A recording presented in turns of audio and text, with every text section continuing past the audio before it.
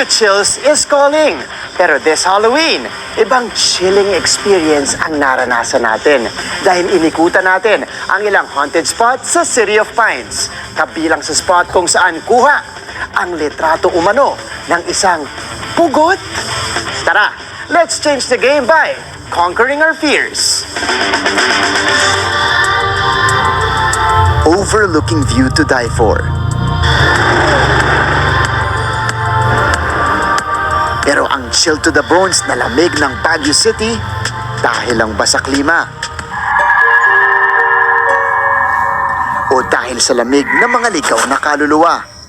Titignan natin kung kakayanin natin yung mga haunted spots dito sa City of Pines. Tara, G. Pagpasok po namin, medyo nahirapan pong huminga. Ang nakaka-overthink po siya if may end ba yung tunnel or what. Yung first stop natin, itong Japanese tunnel, nakikita natin yung arkong yan dito sa Botanical Garden. Hindi ko alam kung ready na ako. By request sa Baguio City Tourism Office ang ating tour. And syempre, may kasama tayong paranormal researcher to guide our way. Let's go. May habang 150 meters ang tunnel na binuo ng mga Hapon noong World War II. Alam niyo ba na nung nadiskubre ng mga Amerikano to, binomba nila lahat ng mga lagusan papasok dito sa tunnel na to, leaving tons of Japanese soldiers inside. So marami pong namatay dyan sa loob. Ano ang vibes mo pag nandito ka? Every time I'm here, pakiramdam ko may pinapanood ako, parang may nanonood sa akin. Well, it's not surprising kasi nga, I still believe na andito pa rin sila. Yung mga sundalo na namatay dito. Mas education siya sa akin kesa scare.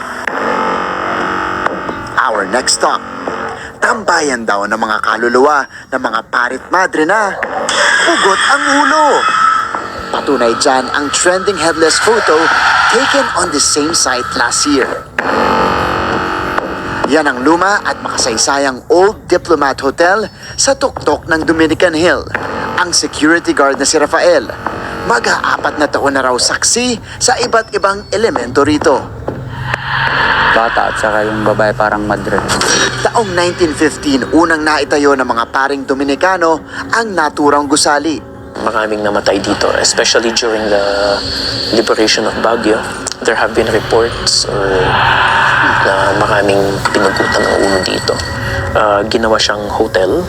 Ginawa din siyang retreat house for a certain faith healer. Safe to say that this place is, for me, the most spiritually active place I've ever seen. Speaking of places na spiritually charged,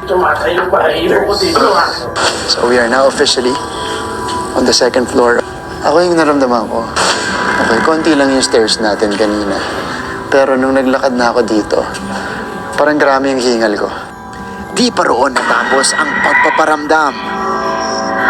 So sa bintana, you can see here this shape, this diagonal shape. It looks like I don't know, it could be anything. Kung nakikita niya po yung likod ng bato ko, yung subams, guys. Literal kanina, na-stress ako. Okay, sir. We got through two of the most haunted spots dito po sa City of Pines in Baguio City.